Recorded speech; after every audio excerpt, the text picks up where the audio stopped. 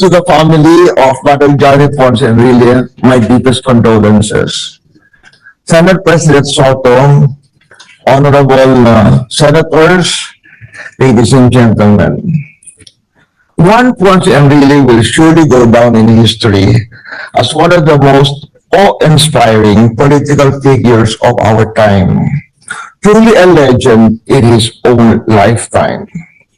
To many, the legend is rooted in his role as the formidable Secretary of Defense during the martial law years.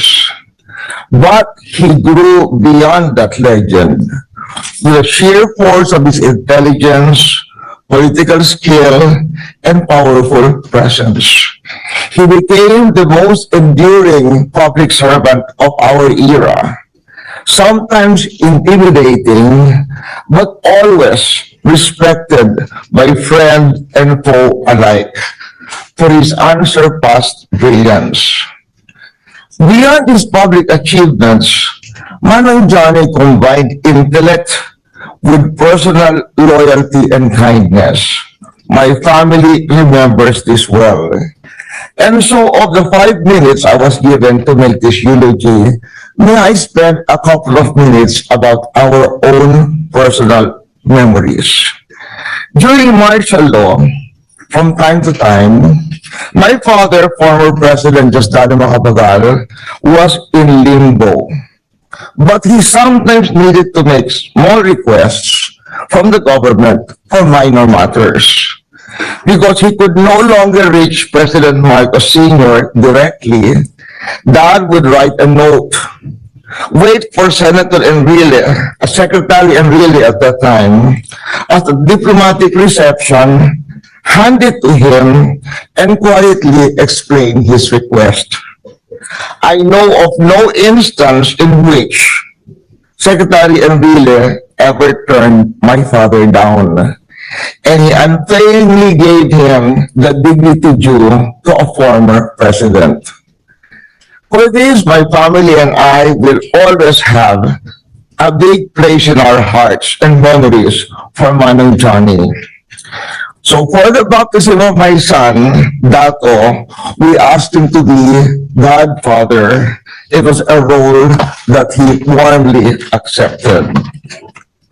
Many years later, I was executive director of the Garment and Textile Export Board and found myself colliding with powerful interests. A Senate hearing was convened against me, and in that hearing, Senator Enrile declared, Gloria Macapagal Arroyo is like Caesar's wife. She is not only without sin, she also appears without sin. Oh, that made my day and helped my career.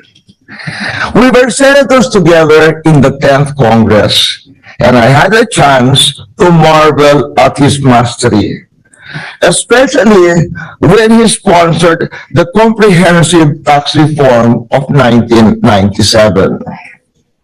When I was president, he sponsored the Human Security Act of 2007, something which our country needed to address the threat of terrorism to the national security of the country. I was still president when Senator Enrile became Senate President Enrile. Under his leadership, the Senate passed many measures, a lot of them really important to my administration. May I just mention a few of them? The Comprehensive Agrarian Reform Program Extension Act, the Expanded Senior Citizens Act, and the Real Estate Investment Act for social reform as well as for improving the investment climate. In the aftermath of the Maguindanao massacre, he was in Malacanang Palace working late into the night, helping me craft my proclamation of martial law in Maguindanao.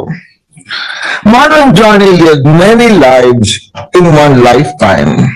Successful lawyer, bank chairman, insurance commissioner, customs commissioner, finance secretary, justice secretary, defense secretary, batasang pambansa member, congressman, senator, senate president, and finally, chief presidential legal counsel.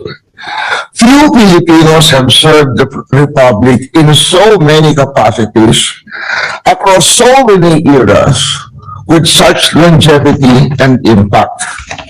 The sharpness of his mind matched his longevity. Even in his later years, he stayed intellectually awesome, arguing with precision, recalling history with detail, and offering counsel grounded in decades of experience. He was, up to the end, a statesman of rare endurance. His clarity of thought and force of will continued to shape national discourse well into his twilight years. As we bid farewell to Manang Johnny Ponce Enrile, Secretary, Senate President, we remember not only the legend that he became, but also, for my person and my family, the man of loyalty, depth, and humanity behind the legend.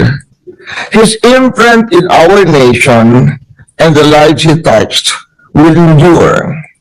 May a grateful nation remember him with respect and appreciation. Manong Johnny, rest in peace and thank you.